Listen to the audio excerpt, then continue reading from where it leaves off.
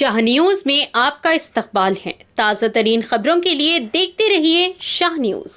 Shah news में आप सभी का इस्तकबाल है। अगले इंतखाबात में बीजेपी की शिकस्त यकीनी है। आइए जमहूरियत को बचाने के लिए मुतहद हो जाए। टीपीसीसी के नायब सदर उबैदुल्ला कोतवाल। जिला मरकज में कांग्रेस पार्टी का एहतजाज। टीपीसीसी के नायब सदर उबैदुल्ला कोतवाल ने कहा कि बीजेपी हुकूमत जो गैर मकबूल पॉलिसी अपना रही है, अगले इंतखाबात में हारना यकीनी है। जुम्मा को मुकामी तेलंगाना चौक पर जिला कांग्रेस पार्टी की क़यादत में एक एहतजाजी मुजाहरा किया गया, जिसमें पार्लियामेंट में अपोजिशन जमातों के अरकान असेंबली के मुअत्तली की मजम्मत की गई। इन्होंने प्ले कार्ड्स उठाने रखे थे, जिन पर मरकजी हुकूमत के खिलाफ नारे दर्ज थे। नामा नगारों से बात करते हुए कोतवाल ने मुल्क की 70 साल तारीख में एक ही वक्त में पार्लियामेंट में अपोजिशन जमातों के 146 अरकान पार्लियामेंट की मुअत्तली पर तनकीद की। इन्होंने इन पर इल्ज़ाम लगाया है कि वो अपोजिशन अरकान असेंबली का गला दबाने की कोशिश कर रहे हैं। सीनियर लीडर एनपी वेंकटेश ने कहा कि तेलंगाना में साबिका हुकूमत जिसमें मुतालिक अन्नान हुकूमत की थी, अवाम ने इसकी मजम्मत की। सीपीआई के जिला सेक्रेटरी बाल किशन ने बीजेपी हुकूमत पर जमहूरियत का कत्ल करने का इल्ज़ाम लगाते हुए बीजेपी हुकूमत को खबरदार किया है कि जिसने जमहूरियत को पामाल किया है। इन्होंने कहा कि ये बीजेपी के लिए सियाह दिन है जब अपोजिशन अरकान पार्लियामेंट को इनसे पूछताछ किए बगैर पार्लियामेंट में खामोश कर दिया जाता है। आने वाले इंतखाबात में बीजेपी हुकूमत को गिरना चाहिए। इन्होंने खबरदार किया। टीपीसीसी के जनरल सेक्रेटरी विनोद कुमार, तर्जुमान जहीर अख्तर, कायदीन सीजे बेनहर, वसंता, अमरिंदर राजू, नीरज खादरी, साई बाबा, रामलू यादव, रघुवेंद्र राजू, लक्ष्मण यादव, अजमत अली, लक्ष्मण, ओवैस, सीपीएम कायदीन, रामलू, गोपाल, सीपीआई लीडर करुमूर्ति और दीगर मौजूद थे। इनके अलावा परमेश्वर गौड़ और दीगर ने भी शिरकत की। आइए देखते हैं इस खुसूस में चंद मनाजिर हमारी ये खास रिपोर्ट में। ऐसे ही अहम और खास खबरों के लिए शाह न्यूज को लाइक करें, सब्सक्राइब करें और शेयर करना ना भूलें।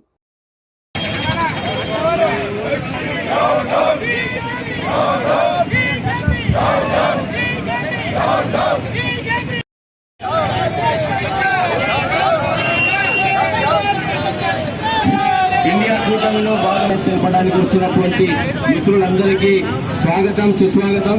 దయచేసి మిత్రులారా మీరందరూ కొంచెం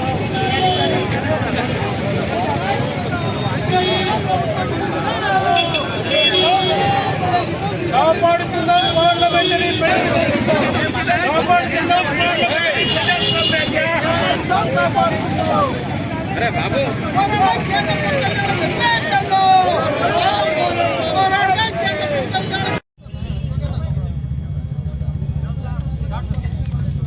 నిన్న మొన్న జరిగిన ఘటనలు యావత్ భారతదేశంలో బ్లాక్ డేగా వర్ణించవచ్చు. ప్రజాస్వామ్య వ్యవస్థలో అత్యుత్తమ స్థానమైన పార్లమెంట్ వ్యవస్థ, ఆ వ్యవస్థలో అన్ని రాజకీయ పక్షాలతో పాటు అధికార కూటమి, ప్రతిపక్ష కూటమి, అన్ని వాదాలు ఉన్న రాజకీయ పార్టీలు ఓ మందిరంగా భావించి ఆ మందిరంలో భారతదేశ అవసరాల గురించి చట్టాలు చేసే పార్లమెంట్లో అధికార పార్టీ పక్షము ప్రతిపక్ష పార్టీల గొంతు నొక్కడానికి,